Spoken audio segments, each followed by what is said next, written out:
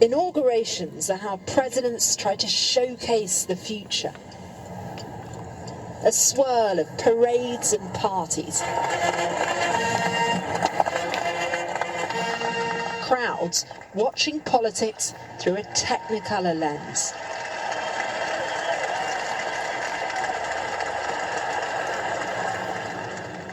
But not this time.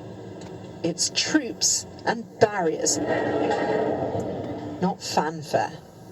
Washington feels like a fortress right now. There's a huge security perimeter in place and checkpoints everywhere you look. It's really difficult to get around. It feels like a city preparing for the worst, and the FBI director has warned state and local officials to be on high alert. A riot and a pandemic has put everyone on edge. And there's a vast search for suspects after last week's siege. Super sleuths in the suburbs are trying to monitor current possible threats. So this is a screenshot from a Telegram group that was recently deplatformed and who just came back. And it says, January 20th, stoked the boomers' flame, encouraged armed struggle. Right immediately beneath that, we see shoot politicians, shoot politicians. Tara says she's sharing information about explosive devices and imminent infrastructure attacks with law enforcement. I believe that the momentum that we saw at the 6th in our capital will be amplified for the 20th of January.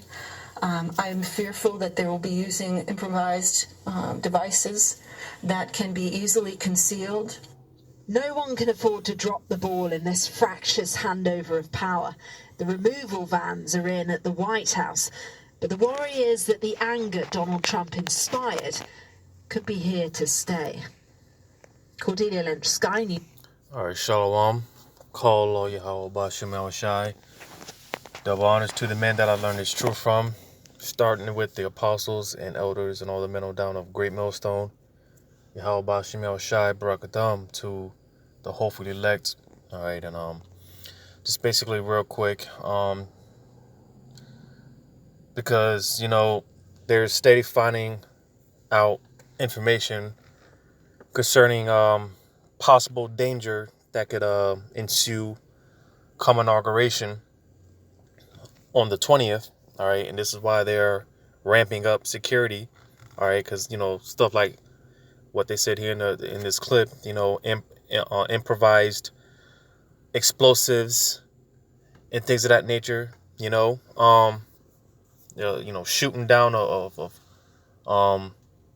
politicians and things of that nature. All right, you know, because basically, man, anything go down, man, you know, and, you know, a lot of people are expecting, all hell and all chaos to break loose. But with all that being said, all right, because the main video, or the point of this video that I'm doing would be here, because, you know, with all that being said, all right, you know, in light of all this information that's coming out concerning, the looming threat, what could take place come inauguration, all right, I'm carrying across this video here with the title. I'm gonna play the video, but the title first, it says, "It's lethal. DC troops get green light for terrifying tactic during inauguration." All right, so let's check this out.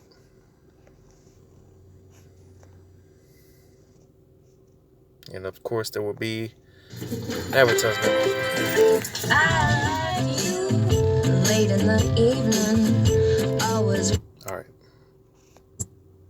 Political insider, where Rusty Weiss reports that Washington. Well, this is where we're at, folks. D.C. troops, the National Guard, now authorized to use lethal force against their fellow Americans ahead of Joe Biden's inauguration in Washington, D.C. I've got the details. Before I go further, if you're new here, tap the red button down below to subscribe. Rusty Weiss reports that Washington, D.C.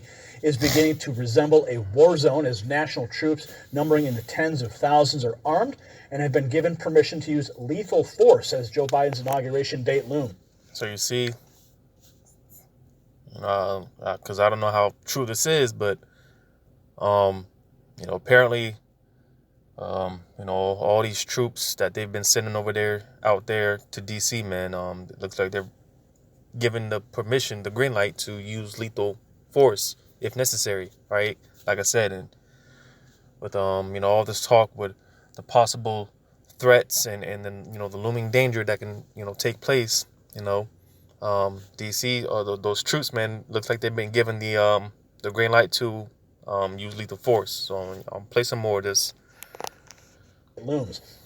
A statement from the D.C. National Guard indicates, quote, National Guardsmen were given authorization to be armed in support of the U.S. Capitol Police to protect the U.S. Capitol and individual members of Congress and their staff, end quote. A defense official confirmed to U.S. News and World Report that the authorization includes permission for Guard troops to use lethal force. Reports indicate that 20,000 National Guard troops are on site in preparation for anti-Biden demonstrations over the weekend. The stepping up of security efforts to include lethal force marks a significant shift in tactics from riots over the summer, which caused countless buildings to be torched and businesses to be robbed and then vandalized. Lethal force was not an issue when domestic terrorists were persistently attacking the Hatfield Federal Courthouse in Portland. In fact, many of those charged with the assault on a federal courthouse were charged with minor offenses. Republican California Representative Tom McClintock, during the impeachment debate, pointed out that had criminals on both sides of the political spectrum been treated equally, there might not have been an escalation of violence on January 6th. Watch. He specifically told the crowd. Okay, so yeah, that's still on that, but again, so I don't know if this is how true this is or not, but apparently it looks like they've been given the green light to use force, lethal force, if necessary. All right, because it's been prophesied, man. Of course, starting with the apostles and elders, man, the teachings, that have been taught, because at some point, man, it will get to a point where bodies are going to start dropping, and these people, man, they're going to start mowing down, these citizens, and even more so these Jakes. All right, at some point that will take place. Now, whether or not it's on it actually this actually takes place on inauguration, don't know. Just gonna have to wait and see. But at some point, man, bodies will start dropping. All right. So just real quick, because I'm on the plantation, and I don't want to make this too long-winded. Just get a few precepts that come to mind. One being another.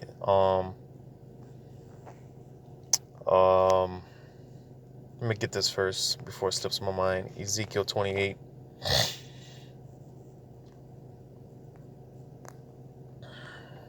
Actually, that's not Ezekiel 28. I always tend to forget this precept.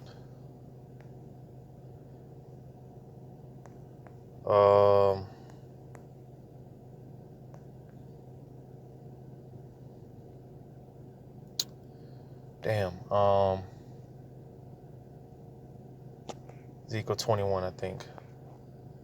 I always forget this precept. Ezekiel 21. Ezekiel 21 is starting at verse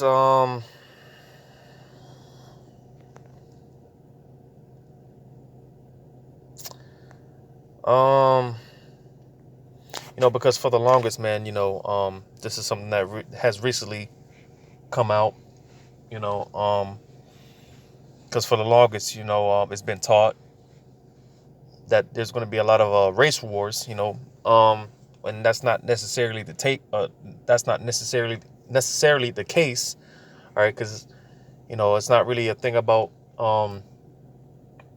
race or whatever, all right? Because you are going to have a clash war, civil war, and civil unrest and things of that nature. But for the most part, because Jake, man, they're just going to be a casualty of war, so to say, because again, it's not necessarily going to be a thing about race, but Jake going to get caught up out there, if you don't have the hedge of protection from Yahweh Shemi Oshai, you're just going to end up being one of those casualties, but let me get this, and I'll start at Ezekiel 21 verse 3. It says, And say to the land of Israel, thus saith Yahweh, behold, I am against thee, and will draw forth my sword out of his sheath, and will cut off from thee the righteous and the wicked. All right, the sifting. All right, because the Lord's getting ready to separate the righteous from the wicked.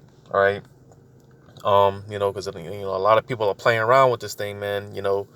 And just playing around in general. And Lord's is getting to a point where he's getting ready to he's not going to do no more talking. All right, he's going to be about that action real soon. All right, so he's about to start handing out judgments left and right. All right, and we just hope and strive to be in good grace when the Lord closes the ark. The spiritual ark that's being sealed right now. We just hope to be on the good grace of Yahweh Shem Shai. But the time is coming, man. Verse 4 says, "Seeing then that I will cut off from thee the righteous and the wicked, therefore shall my sword go forth out of his sheath against all flesh from the south to the north." All right, because there's going to be judgment on all sides, man. Left, right, up and down, north, south, all over. All right, because again, eventually we'll get to a point where bodies are going to start dropping out here. There's going to be heaps of bodies, piles of bodies, man. Seeing dead bodies and people getting dropped, man. That's going to be a normal thing, in the very near future. All right, death is going to be very common, because people, you think death is common now. Well, again, seeing people get mauled to death, that's going to be a regular thing very soon. Verse 5, it says, "That all flesh may know that I, Yahweh, have drawn forth my sword out of his sheath; it shall not return anymore." All right, because more so, being that the sword that is getting sharpened, that I'm getting ready to read. All right, this sword that's getting prepared. All right, and part of that judgment of Yahweh Shem Shai is Esau Edom. All right, a lot of the judgment that the Lord's going to be handing out is going to be in the form of these military troops, and when they start mauling down people. All right. Jumping out of verse 9, it says, "Son of man, prophesy and say, thus saith Yahweh, say a sword is sharpened, and also furbished. It is sharpened to make a sore slaughter. It is furbished that it may glitter. Should we then make mirth? It contemneth the rod of my son as every tree." Because like I said, the time is coming, man, because like I said, man, Jake, man, more so, Jake is not taking this serious, man, and they're still playing around with this thing. And this is definitely not the time to be not taking Yahweh Shem Shai serious. All right, this is definitely not the time to be not, playing around move, man. Where was I at? Verse 11 it says, "And he hath given it to be furbished, that it may be handled. The sword is sharpened, and it is furbished to give it into the hand of the slayer." All right, because the Lord is about to give, just like like I said, the DC troops have been given the green light to, use lethal force. Well, Yahweh Shem Shai is getting ready to give the green light for, Esau to make his move. All right. Knowing that Esau, he has but a short time. All right. He's making his moves, and again, ultimately it all goes back to Yahweh Shem Shai. This is the Lord's movie. All right. This is his will. All right. But there was another one. Where's that? Ezekiel 9:4. All right. Because when we tell you bodies are gonna stop dropping, man. Again, like I always say, man, our words, the words that I speak, man, and they'll never do justice until it's actually hitting, and you see these things in real time, and the words that I speak, man, they'll never do justice enough. So Ezekiel 9 and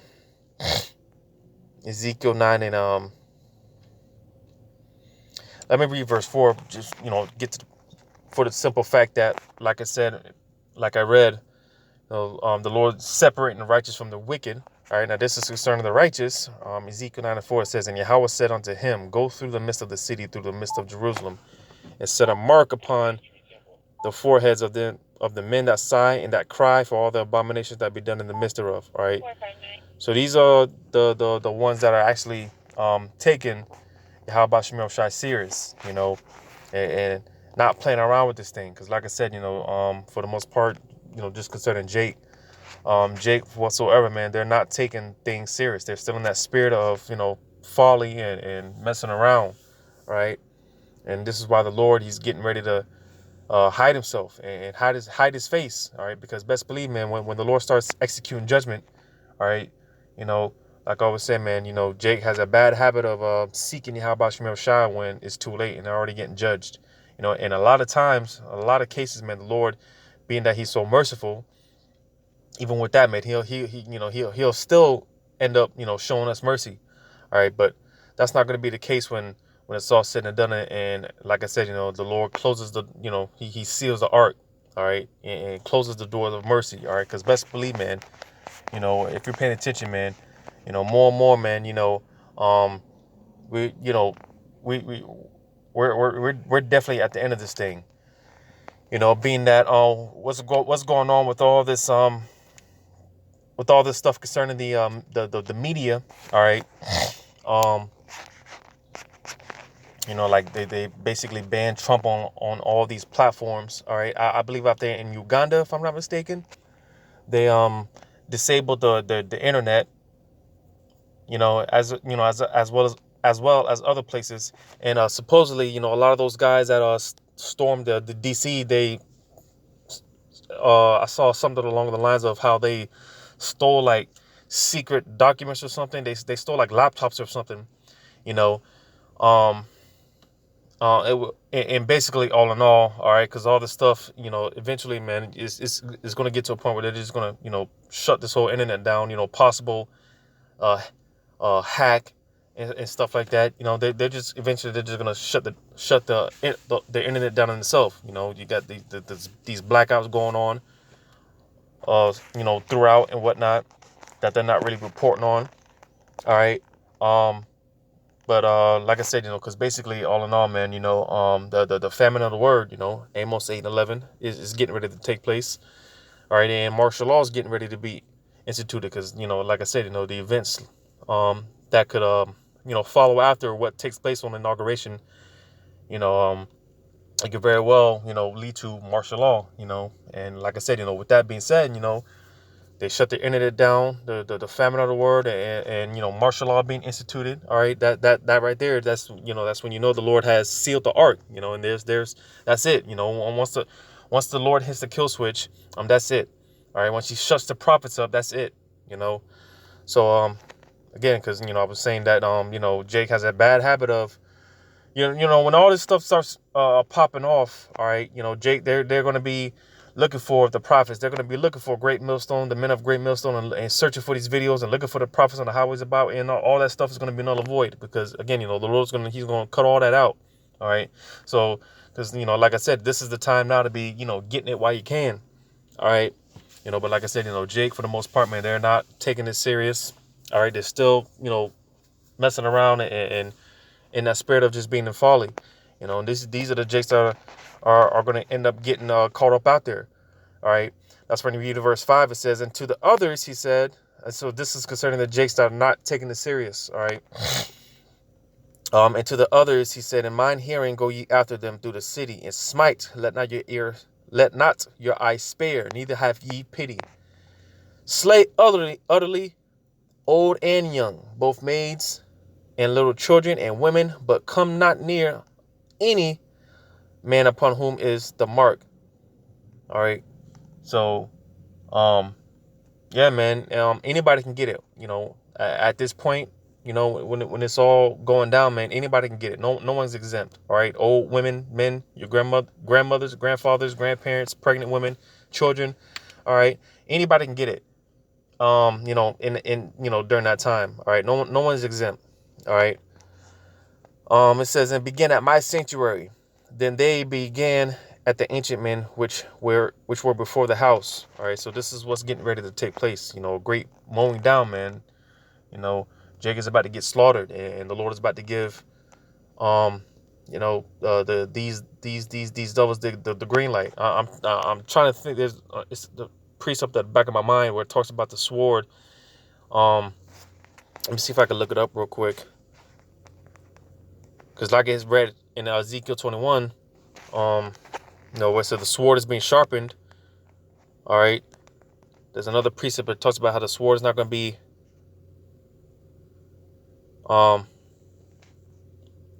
I think this is it. Romans 13:4. Let's see. Let me see context of this.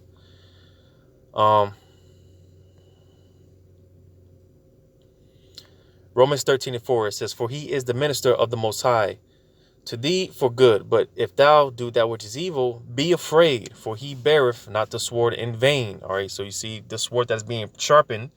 All right. You've seen these troops being moved throughout and whatnot. A lot of people are, videos being passed around of different cities where the military is being deployed. I believe out here, if I'm not mistaken, in Florida, they're deploying troops. Or it might be Delaware somewhere. They're deploying more troops out there into DC. All right, they're moving troops around. All right, you seen all these convoy combat vehicles or whatnot, military vehicles or whatnot being moved around and whatnot. All right, all this is gearing up.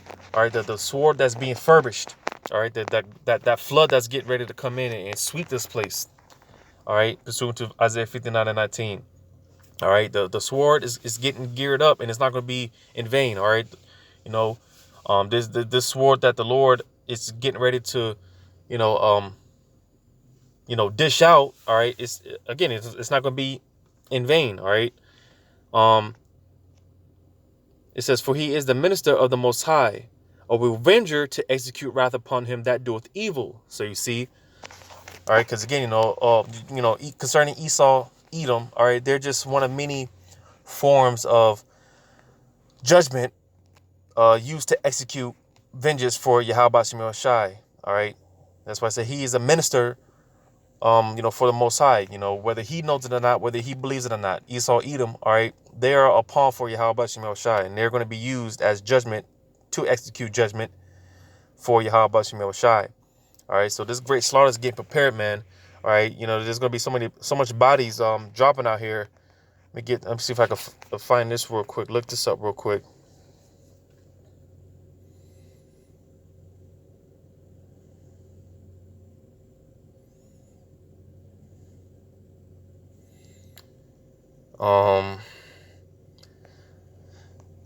Let me see what this says. Revelations 19, because this is more so going into when when Yahweh Shai shows up. But nevertheless, all right.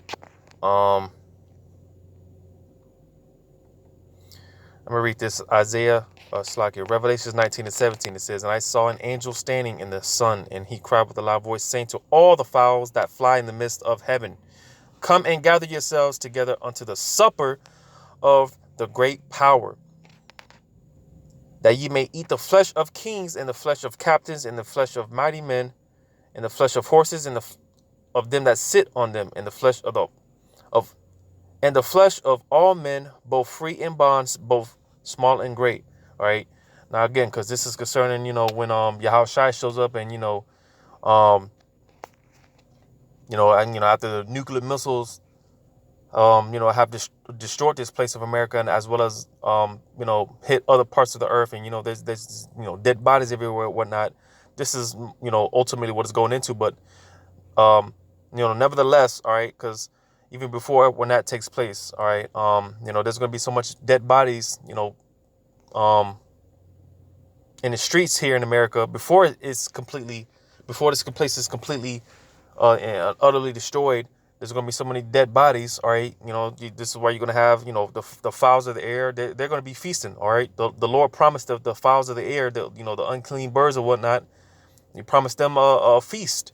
There's going to be so many dead bodies, because bodies going to be dropping left and right. All right. There's another one also in the second Esdras. See if I can look for this where it talks about, what does it say? What does it say?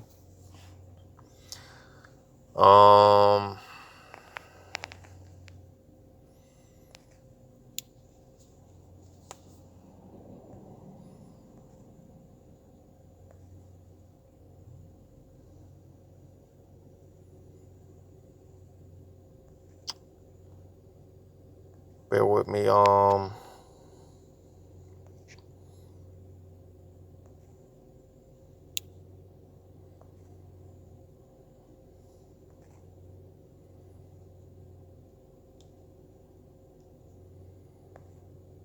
It's either here or in the 16th chapter.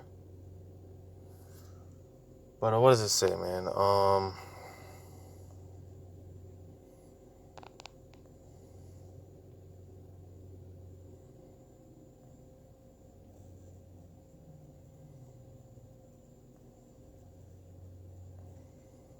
Let me try 16. Because it's right there in the tip of my tongue. Can't make it out, but if I see it, I'll know it.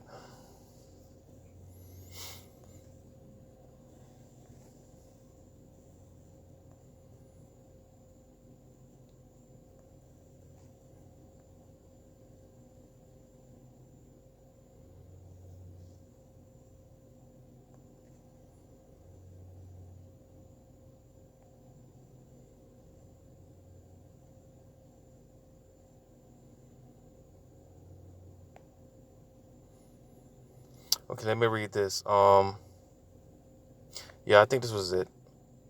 Let me read this. 2nd Esdras 16 and 18. It says, the beginning of sorrows and great mournings, the beginning of famine and great death, and beginning of wars, and the power shall stand in fear. The beginning of evils, what shall I do when these evils shall come? All right, because it talks about how the people are talks about how men, people are gonna be dying in the wars. That's what I'm looking for.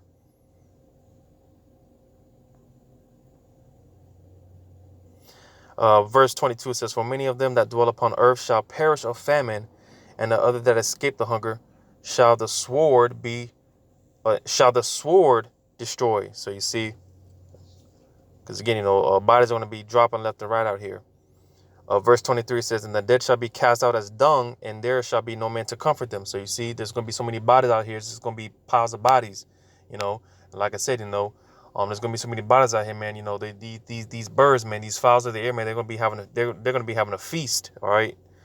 Because best believe, man, when the famine comes, all right, these birds, man, they're definitely going to be feasting. All right. There's not going to be no famine for these birds, these fowls. All right. It says in the other Slakia, it says, for the earth shall be wasted and the cities shall be cast down. All right. Yeah, because, more and more, man, as things intensify more and more, man, because like I said, there's going to be martial law. All right. Like I'm looking for, it talks about how, the men are going to be dying in the wars. I think this might be it. This might be it. I'm gonna jump down to verse 32. Says, and the earth shall be laid waste, and the fields thereof shall wax old, and her ways and all her paths shall grow full of thorns, because no man shall travail therethrough. The virgins shall mourn, having no bridegrooms, and women shall mourn, having no husbands. Their daughters shall mourn, having no helpers. Why? Because the Lord's gonna be killing a lot of people. And that's going to make a lot of these women widows. They're going to become widows, and they're going to be left out there with no protection. All right, concerning the 2/3 women, or of course, all right, because a lot of some women are going to get freed up just to come across one of the men of the Lord. All right, but for the most part, a lot of these women are going to end up becoming widows, because the Lord's going to be killing all these men. Killing all these people in general, but killing off a lot of these men. Verse 34 says, in the war shall their bridegrooms be destroyed, and their husbands shall perish of famine. All right, and again, because more so going into the World War III. All right, because there's going to be a draft, and a lot of men are going to get sent off to the war, or to fight off in the world wars.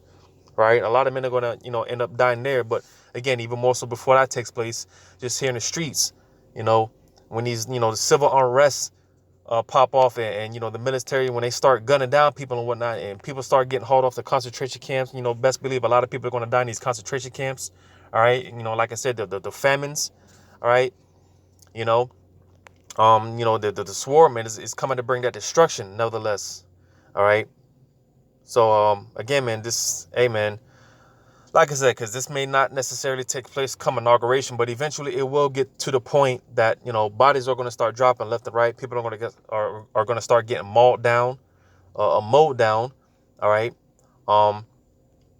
So just going wait and see what happens. But nevertheless, you know, concerning the topic at hand. All right. those troops, man, they've been given a green light to, use lethal force. So, just waiting to see how this plays out, But, yeah, that's pretty much all I had. So with that, I'm going to give all credit once again to Yahweh Shemel Shai and the double honesty, the apostles and elders of Great Millstone. And until next time, Lord's will, I say shalom.